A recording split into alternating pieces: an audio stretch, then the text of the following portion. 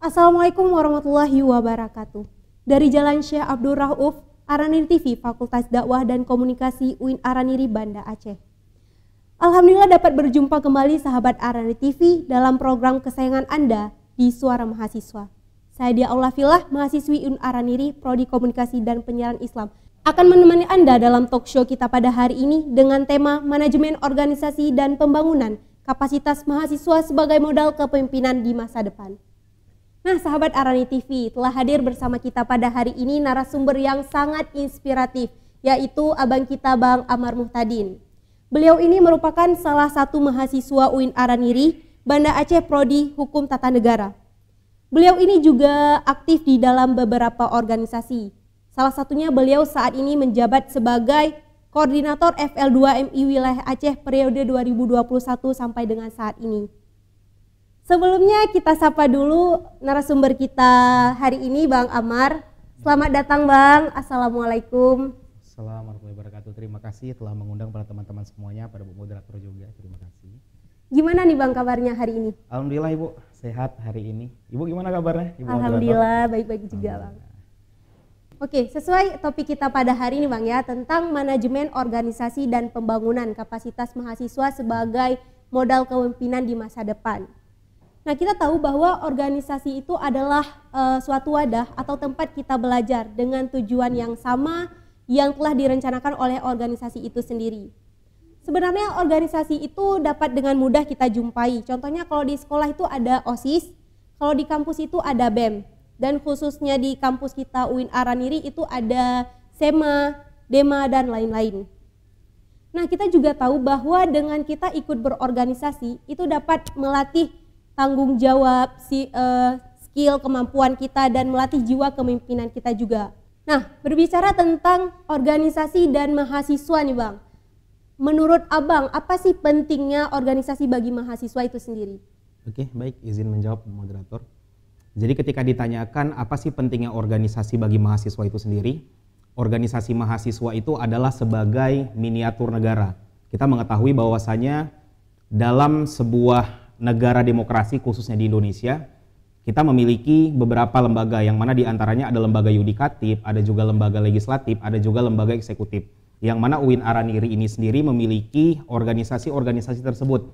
Tetapi UIN Araniri hanya memiliki 2 organisasi saja. Yang pertama ada organisasi legislatif dan yang kedua ada organisasi eksekutif seperti itu. Jadi ketika ditanyakan apa sih pentingnya organisasi bagi mahasiswa itu sendiri?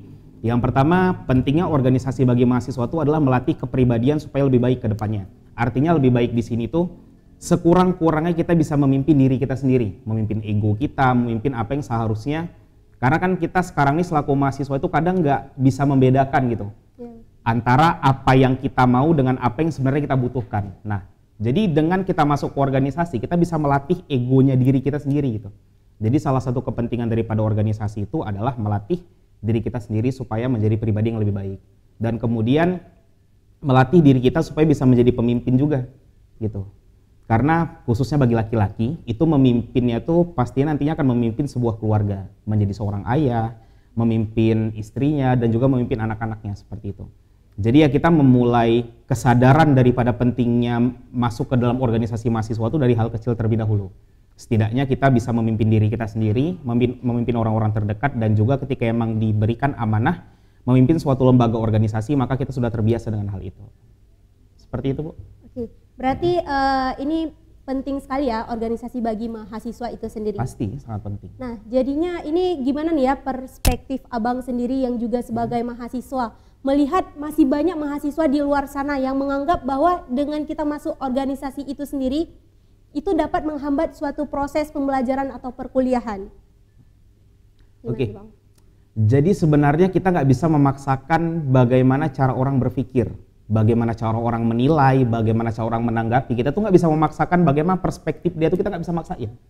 Karena ada orang yang mungkin dia tuh nggak mau masuk di organisasi, karena dia melihat orang terdekat dia yang masuk dalam organisasi itu kuliahnya lalai, gitu. Kuliahnya lalai, akademiknya bobrok, gitu. Bahkan ketika melihat dalam indeks prestasi akademik ataupun IPK-nya itu bahkan di bawah 2, gitu.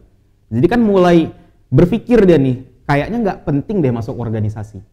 Nah, jadi makanya pentingnya melihat 2 sisi sekaligus, gitu. Ada melihat sisi baiknya organisasi, ada melihat sisinya yang tidak baiknya organisasi. Jadi sebenarnya tidak ada organisasi yang mengajarkan pada hal-hal yang tidak baik. Dalam organisasi itu kita juga diajarkan, misalnya ada organisasi yang memang aktif dalam membedah buku misalnya. Ada juga organisasi juga yang aktif dalam beberapa kegiatan-kegiatan yang justrunya mengacu kepada naiknya indeks prestasi akademik seorang mahasiswa. Tapi juga ada organisasi yang disebabkan oleh oknum. Nah, kita bicara soal oknumnya nih, karena tidak baiknya organisasi itu bukan dari organisasinya atau instansinya, tapi dari oknum itu sendiri. Mungkin ada oknum yang ketika dia masuk ke organisasi, itu fokusnya dia tuh hanya, ya kita nggak usah jauh-jauh ya, selaku mahasiswa mungkin bikin kelihatan keren gitu. Pingin juga terlihat oleh orang-orang bahwasanya, oh aku pengurus di suatu organisasi loh gitu. Nah jadi karena memang dia hanya bertujuan itu saja, ya maka yang dia dapatkan itu. Dia udah mulai sibuk dengan teman-temannya, udah sibuk dengan kegiatan-kegiatan yang memang bisa dibilang ya nggak penting gitu. Karena dalam suatu organisasi kalau memang kita bisa membedakan antara kewajiban dengan tanggung jawab, maka proses dalam kita berorganisasi itu kan bagus gitu. Karena kan ketika kita masuk ke dalam dunia kampus, kita kan harus bisa membedakan nih antara apa kewajiban kita dan apa yang menjadi tanggung jawab kita. Kewajiban kita ketika masuk kuliah apa aja? Orang tua kita, keluarga kita, diri kita sendiri. Orang tua harapannya apa? Selesai tepat waktu gitu. Ya walaupun saya belum selesai ya, mohon maaf. Selesai tepat waktu, kemudian prestasi dalam akademik maupun di perkuliahan juga bagus, menjadi pribadi yang memiliki karakter lebih baik. Ya good attitude lah kalau bahasa anak-anak zaman sekarang gitu ya. Nah jadi makanya ketika memang kita memasuki dalam dunia organisasi itu, ya kita harus belajar juga nih. Ternyata kewajiban kita adalah kuliah. Organisasi itu sebagai tanggung jawab kita. Nah, jadi jangan pernah lupakan kewajibanmu, tapi tetap jalani tanggung jawabmu. Seperti itu. Oke, baik Bang. Nah, apakah kapasitas dalam bidang akademik itu diperlukan? Karena melihat pemimpin organisasi mahasiswa ini sekarang harus mempunyai nilai yang rata-rata di atas 3. Gimana nih menurut Abang? Perlu banget. Pernah mendengar itu nggak? Istilah dalam suatu organisasi ataupun suatu lembaga, dia terpilih bukan karena kapasitas dan potensinya, tapi terpilih karena boneka partainya. Pernah nggak mendengar hal yang seperti itu? Mungkin karena memang dia dijunjung oleh teman-teman dia, dijunjung oleh organisasi yang melatar belakangi dia, karena memang dia terlihat orangnya humble kayak gitu, friendly sama orang-orang, kemudian dia diangkat menjadi seorang ketua lembaga gitu. Dan itu nggak cukup, karena prestasi akademik seorang mahasiswa itu sangat dibutuhkan. Jadi kalau misalnya ada mahasiswa di UIN Araniri ataupun suatu himpunan ataupun dewan eksekutif ataupun senat mahasiswa yang memang tidak mewajibkan calonnya untuk memiliki prestasi akademik di atas 3, maka itu nggak bisa dijadikan patokan gitu. Itu nggak bisa. Karena memang seorang mahasiswa, ya lagi-lagi kita berbicara soal tanggung jawabnya nih. Tanggung jawab dia tadi apa? Kuliah. Organisasi tanggung jawab. Kalau memang kuliahnya aja dia nggak peduli, bagaimana dengan organisasinya? Gitu. Jadi kalau memang seorang mahasiswa tuh dilihatnya tuh bukan dari indeks prestasi akademik, itu dari mana lagi? Oh oke, mungkin orang melihatnya dalam memimpin itu kita nggak perlu nih ngelihat prestasi akademik dia. Kita nggak perlu ngelihat bagaimana IPK dia, itu nggak perlu. Yang penting dia bisa memimpin. Itu nggak menjadi acuan juga. Karena kita sistemnya karena kan kita sini mahasiswa ya. Yang namanya mahasiswa itu yang kita perjuangkan sebenarnya adalah nilai kita gitu. Adalah bagaimana caranya kita bisa selesai sesuai dengan keinginan keluarga dan orang tua. Jadi kalau misalnya kita nggak sesuai dengan harapan orang tua, bagaimana kita mau jadi harapan di organisasi kita sendiri gitu. Jadi sangat penting menurut saya tentang indeks prestasi akademik itu sendiri. Gitu saja Bu. Oke, baik Bang. Tadi seperti yang udah Abang sampaikan tadi bahwa organisasi dan kuliah itu adalah tanggung jawab kita, ya kan? Jadi apakah suatu organisasi itu dapat menjamin terbentuknya kepribadian kepemimpinan sebagai seorang mahasiswa, khususnya sebagai seorang mahasiswa? Oke, baik. Saya pernah mendapat satu quotes dari guru saya, yang mana guru saya itu bilang sama saya, jangan mudah untuk menyerah, jangan mencoba untuk menyerah, dan jangan mencoba, bisa di-tag ulang nggak? Untuk quotes-nya, bisa ya? Jadi saya tuh pernah mendapatkan satu quotes dari guru saya, yang mana beliau mengatakan, jangan mencoba untuk menyerah, dan jangan pula menyerah untuk mencoba. Jadi yang mana dulu pribadi saya itu orangnya termasuk orang yang acuh gitu, nggak peduli dengan organisasi, nggak peduli dengan sosialisasi terhadap masyarakat, saya nggak peduli tentang itu. Kemudian Ustadz saya bilang, kamu menjadi mahasiswa oke, tapi ketika sosial kamu kepada masyarakat kurang, kamu nggak akan dianggap oke sama siapapun. Jadi saya harus gimana Ustadz? Saya bilang, yaitu kata-kata beliau tadi keluar, jangan mencoba untuk menyerah dan jangan menyerah untuk mencoba masuk dalam organisasi, ikut. Nah, kemudian dalam organisasi itu saya mulai terbentuk nih pribadinya. Pribadi yang mulai peduli dengan sesama, pribadi yang memang memiliki sosial yang bagus dengan teman-teman saya juga, memiliki pribadi yang memang aktif dalam organisasi, dan juga kepemimpinan saya juga memang ya adalah beberapa organisasi yang saya pimpin selama ini. Nah, jadi kan tidak ada seorang pemimpin yang langsung jadi pemimpin, itu nggak ada. Ngelewati prosesnya dulu. Nah, makanya kata guru saya tadi, masuk dulu dalam organisasi. Kamu nggak suka, lewatin aja. Kamu tetap masuk, kamu tetap lihat bagaimana prosesnya. Kalau ada yang nggak baik, maka percayalah yang tidak baik itu berasal dari oknum. Ketika memang ada suatu hal yang baik, maka itu memang hak daripada organisasi itu sendiri. Karena memang kan yang saya katakan di awal tadi, tidak ada organisasi yang mengajarkan pada hal yang tidak baik. Kalau memang ada yang nggak baik itu, ya oknum. Gitu. Makanya ya dari situ saya mulai berproses, dan saya yakin bahwa ketika memang saya tidak menyerah dalam mencoba, pasti Allah akan mentakdirkan saya dengan hal yang seperti itu. Gitu. Karena kan memang Allah tidak akan mengubah nasib suatu kaum sebelum kaum itu merubah nasibnya sendiri. Nah, jadi kalau memang saya berpedoman kepada pribadi saya yang sebelumnya, saya itu orangnya acuh terhadap organisasi. Saya nggak peduli gitu, yang penting saya enak gitu, yang penting saya senang, yang penting apa yang memang saya lakukan itu ya tidak membebani diri saya gitu. Tapi saya nggak peduli dengan sesama. Jadi ketika memang kepribadian itu bisa diuji pada saat kita di organisasi. Mohon maaf nih, Bu Moderator, pernah nggak gabung di kepanitiaan gitu? Pernah.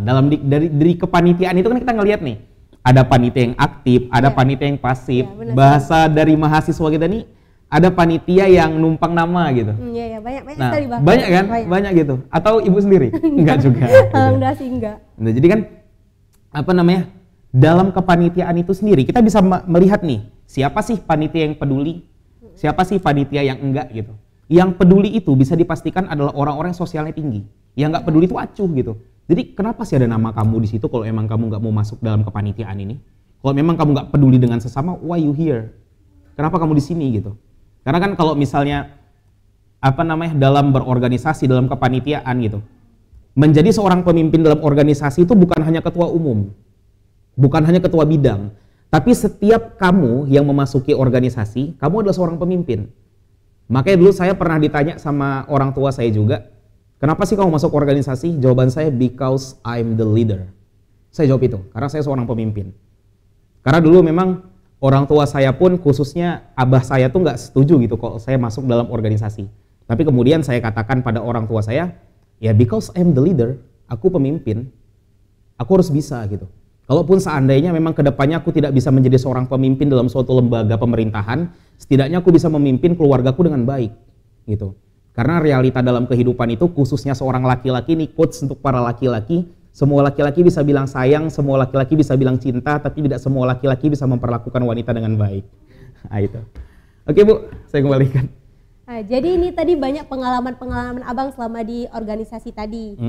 Apakah ada nih suka duka yang udah Abang lewatin selama Abang di organisasi tersebut? Apa boleh diceritakan? Ada, dan itu menjadi motivasi saya sampai saat ini. Dulu saya pernah bergabung dalam suatu organisasi kampus, saya nggak usah sebutkan organisasi itu apa, yang akhirnya sekarang saya berpikir bahwasanya itu adalah ulah oknum, bukan karena instansinya gitu.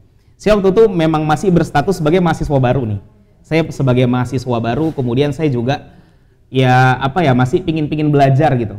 Tiba-tiba waktu itu ketika lagi proses MUBES, musyawarah besar mahasiswa, waktu itu kan saya iseng-iseng nih, karena waktu itu kan saya masih mahasiswa semester 3 kalau nggak salah, dan memang belum terlalu aktif di organisasi. Saya interupsi pimpinan sidang ingin mengajukan opsi ataupun saran gitu, ya kan? Kemudian dipersilahkan, dicatat gitu. Kemudian ada yang selanjutnya tuh abang dan kakak letting gitu. Dan opsi saya nggak dibaca dengan pimpinan sidang, nggak dibaca. Habis itu kemudian yang dibaca cuma 2. Ketika saya menanyakan lagi, pimpinan sidang kenapa nggak dibacakan opsi yang saya sampaikan? Jawaban dari teman-teman apa? Mengangkat tangan lagi, interupsi pimpinan sidang sepertinya apa yang disarankan oleh dia nggak penting. itu nyesek banget loh. Itu sakit banget gitu. Jadi saya yang mencoba untuk berani, saya yang mencoba untuk bisa, tapi kenapa saya diginiin gitu, diintimidasi dalam organisasi. Nah ternyata di situ Allah bilang, ya kan, kamu ini harus mampu, ini baru hal-hal kecil nih, ini baru hal-hal kecil yang kamu alamin gitu. Jadi ternyata di situ Tuhan itu menguji kita, seberapa mampu hambanya dalam menjalani hal-hal ini gitu. Jadi itu bagi saya sampai sekarang saya ingat, orang-orang itu saya ingat juga, tapi saya mengingat dia bukan atas landasan kebencian, tidak. Tapi saya jadikan dia sebagai motivator bagi diri saya sampai saya bisa di posisi sekarang ini. Dan sekarang saya ngeliat tuh, ternyata orang-orang yang pernah ngatain saya tuh cuman mentok di organisasi itu aja. Organisasi di tingkatan fakultas, di tingkatan jurusan gitu. Dan sekarang ketika emang saya berada di organisasi yang sekarang, saya buktikan bahwasanya jangan mencoba untuk menyerah dan jangan menyerah untuk mencoba, itu terbukti. Gitu. I'm here sekarang. Saya di sini gitu. Ya kenapa saya di sini? Karena saya nggak nyerah. Karena dalam organisasi itu bisa dibilang kita kalau cuman setengah-setengah tuh nanggung ya. Udah masuk di organisasi mahasiswa gitu. Misalnya Bu moderator nih udah gabung di organisasi mahasiswa, udah pernah menjadi moderator di acara ini, kemudian ke depannya begitu diajak udah males. Karena beralasan, enggak lah masa aku cuman stuck di sini doang gitu. Karena kita nggak tahu kapan orang itu melihat kapasitas kita tuh, kita nggak tahu. Makanya teruslah berproses, jangan pernah menyerah karena suatu hal yang baik akan datang di waktu yang baik. Seperti itu. Jadi Bu. Oke, dari yang telah Abang sampaikan juga ada nih kira-kira apa ada gitu kira-kira harapan dari Abang terhadap organisasi mahasiswa khususnya di kampus kita tersendiri itu UIN Araniri.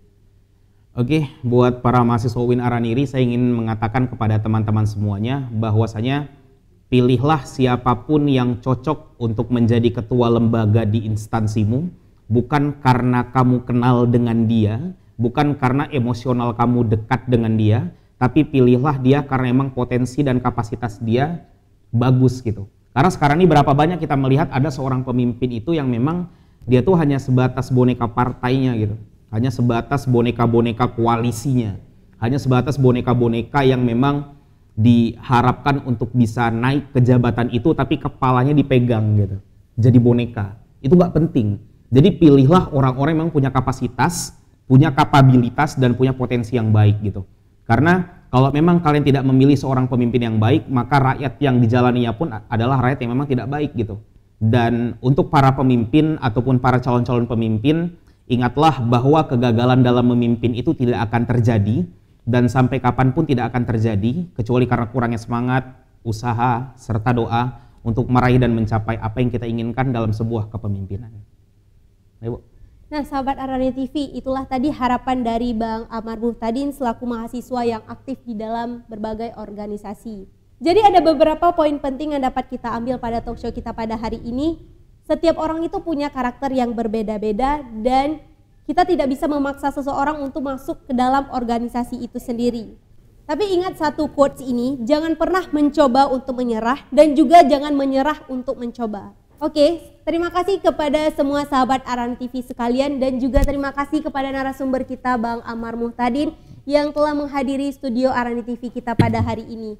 Dan terima kasih juga telah berbagi ilmunya Bang tentang manajemen organisasi dan pembangunan kapasitas mahasiswa sebagai modal kepemimpinan di masa depan. Saya mohon maaf apabila ada kesalahan dan kekurangan. Stay tune terus di Araniri TV dan juga jangan lupa like, comment, and subscribe di YouTube channel kita Araniri TV. Saya pamit undur diri. Wassalamualaikum warahmatullahi wabarakatuh.